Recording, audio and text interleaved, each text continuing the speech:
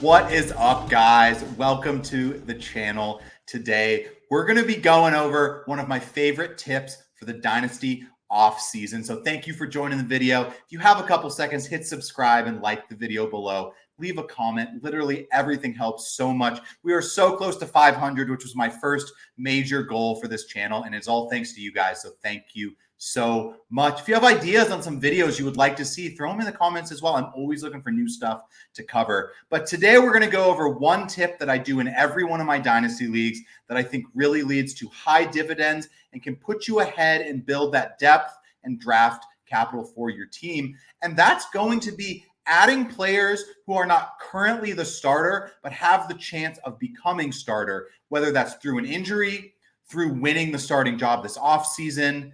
And first, we're going to start off with two guys I really like this offseason that are ads off the waiver wire, deep guys you can get. Brian Flornay here on the Dallas Cowboys. He's going to be competing for that wide receiver 3 role. He's coming in.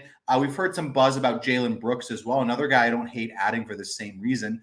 But right now, Flornay is basically going for cheap. He's an undrafted free agent in rookie drafts. You can probably just add him off the waiver wire in most leagues. I was able to get him in a lot of leagues, and I like him for that role. If he happens to win the wide receiver 3 role in Dallas, I think he could have some value. Maybe he competes for the number 2 spot with Brandon Cooks aging out. Now, obviously, this is not a guarantee he's going to be anything, but this is going from someone who is going for literally nothing.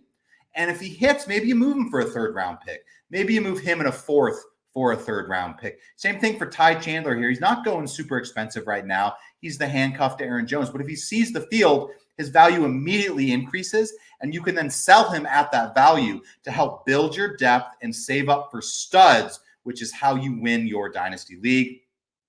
2 more guys here in the same range. Cedric Tillman looks like he may have the wide receiver 3 role for the Browns behind Judy and Amari Cooper. So he's someone that I may have been out on earlier this offseason because I thought he was going to keep falling. He did keep falling, and now he's at the point where he's almost free, and I kind of like him at that value. Trey Sermon is another one, someone who burned everyone in Dynasty for a couple years there, but now he looks to be the handcuff in Indy. Jonathan Taylor hasn't been the healthiest running back the last couple years, so I like taking a shot on Trey Sermon, and if he plays, you can either ride him out or you can dish him for maybe a late 2nd, early 3rd round pick, someone who needs that running back depth during the season, and you can turn an asset that was literally nothing into a pick. Then you start using these picks to go get players you want.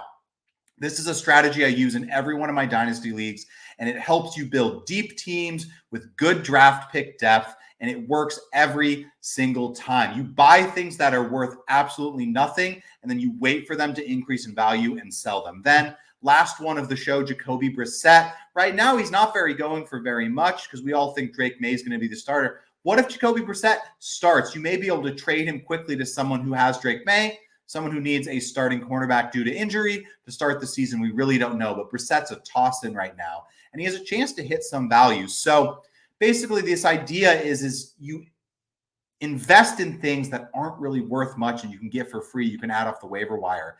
And then you're not going to hit on all of them. But if you hit on some of them, you trade those things to get assets, and you just keep trading your way up until those assets you're gaining get bigger and bigger. I appreciate you guys tuning in. I hope you like this new style of video. I'm keeping it short. I'm trying to give you some tips to win your Dynasty leagues and to grow really solid depth on your Dynasty team. Please hit subscribe and like the video and leave a comment if you found any value from this video. Thank you guys for tuning in. Have a great summer. We are almost there, a couple months away from NFL season, and thank you guys for